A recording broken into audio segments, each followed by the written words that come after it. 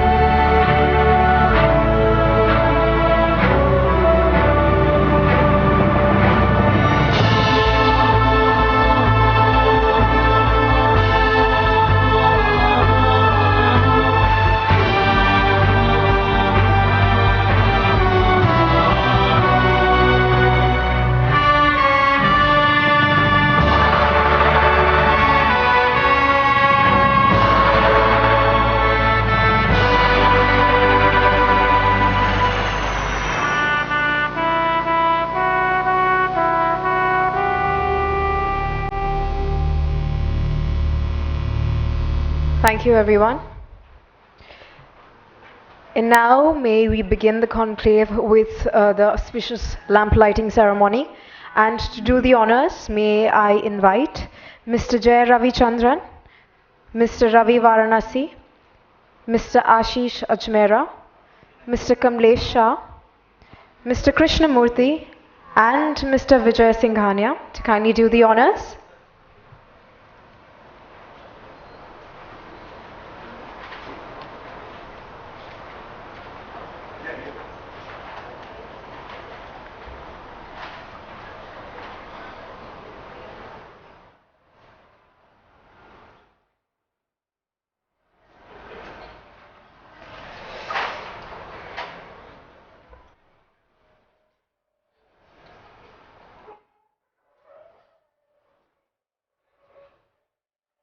Can we put our hands together, please?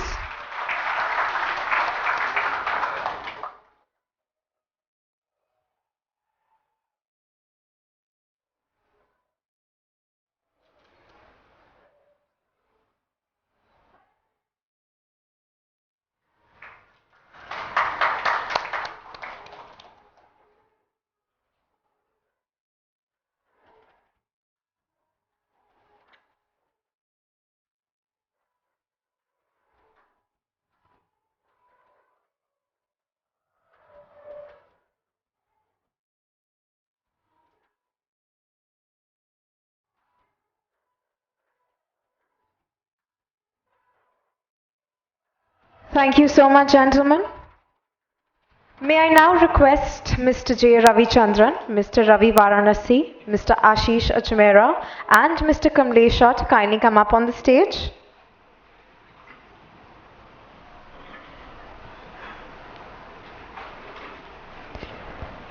May I request Mr. Ashish Ajmera to welcome Mr. J. Ravichandran with a bouquet. Applause.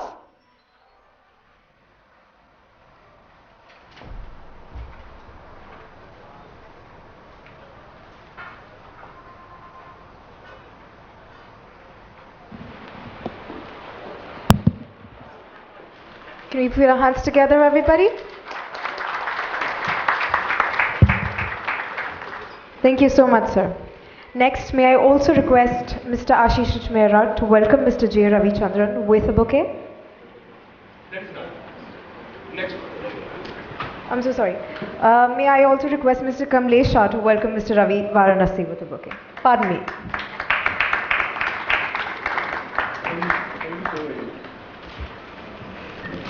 And may I now request Mr. Ashish Ajmera, Chairman, West Region, for his welcome address. Ladies and gentlemen, can you please put our hands together?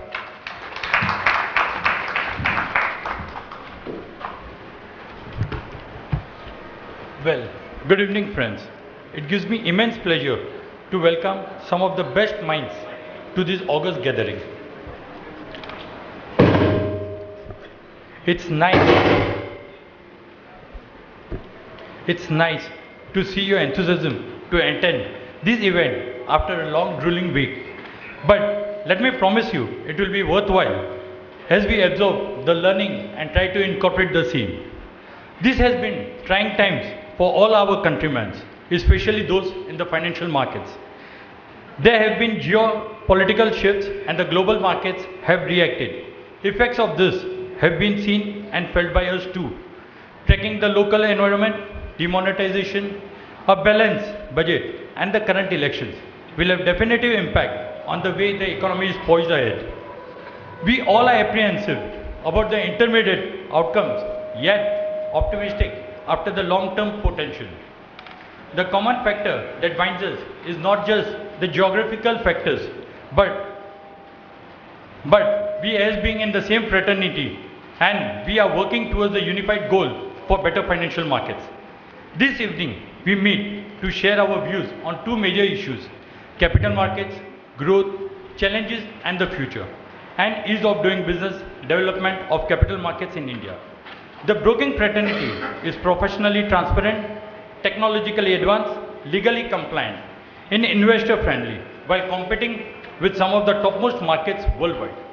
We laud the role of our exchanges and regulators for their proactive and timely interventions when we as an economy is what the world is looking for. We at ANMI have taken this opportunity to arrange this meeting of minds on a platform from where a lot can be communicated and implemented. I welcome and once again thank all of you, all the ladies and gentlemen on behalf of the association. ANMI has been continuously striving for growth and development of capital markets. The association regularly organizes seminars and events for the benefits of its members, which provides a healthy platform to members to regularly interact with each other. So far in this financial year, we have conducted 30 plus programs on various issues and have regularly represented to the authorities on several matters.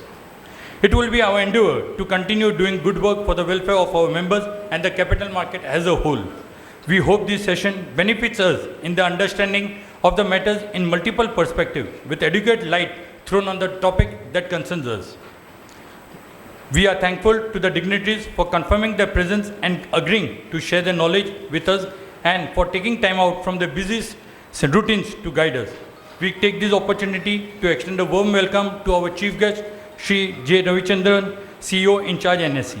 Last but not the least, a vote of thanks to our sponsors who enthusiastically support us and motivate us to do better every time. Enjoy the wonderful evening, friends. Thank you very much.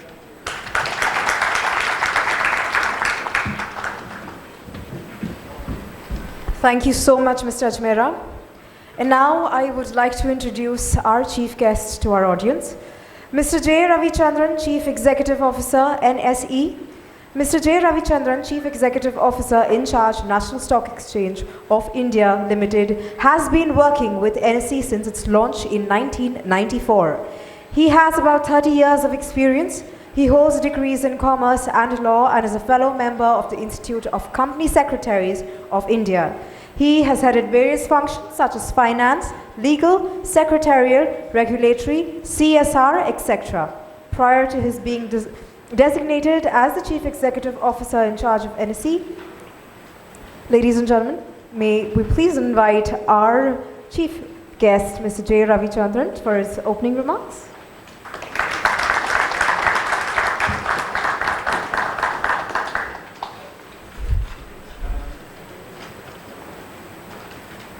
Thank you.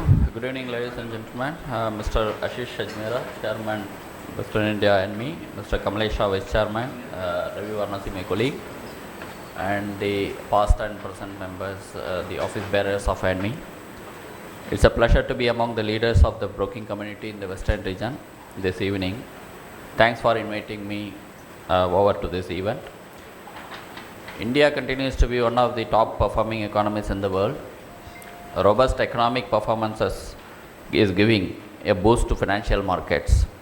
The market cycle has turned over the last couple of years. We have seen record average turnover as well as record single day turnover both in the cash equity and the equity derivative segment.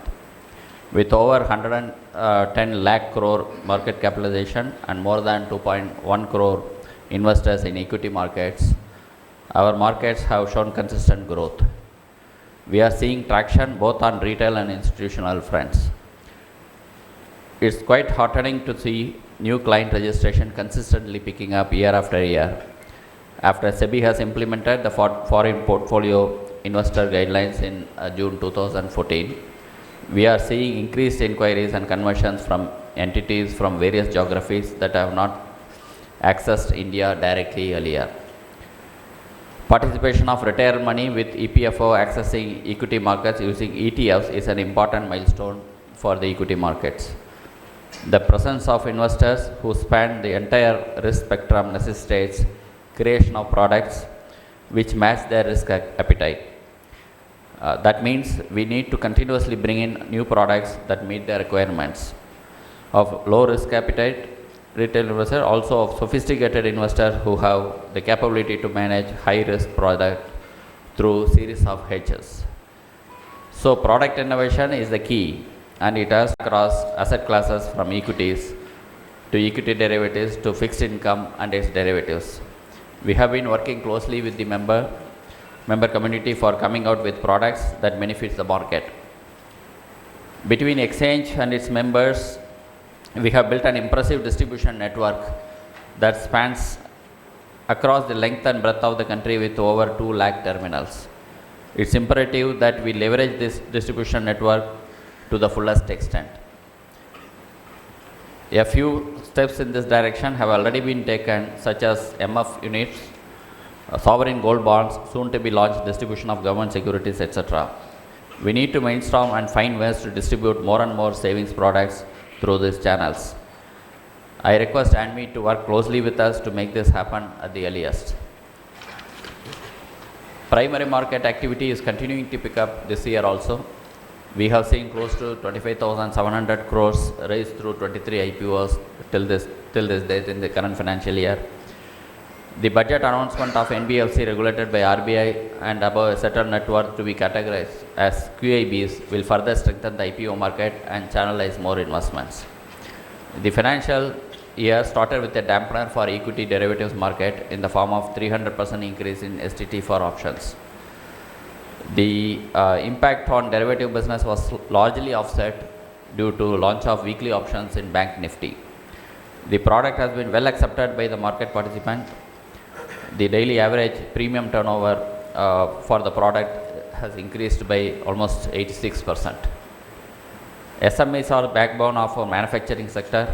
NSE has been putting efforts to facilitate market-based funding of SMEs. Our SME platform Emerge is witnessing a spurt in listing of good quality manufacturing SMEs with close to 60 listings so far. It's heartening to note that entrepreneurs and investors are embracing the platform, as is evidenced by multiple times oversubscription SME issues in the last 6 months.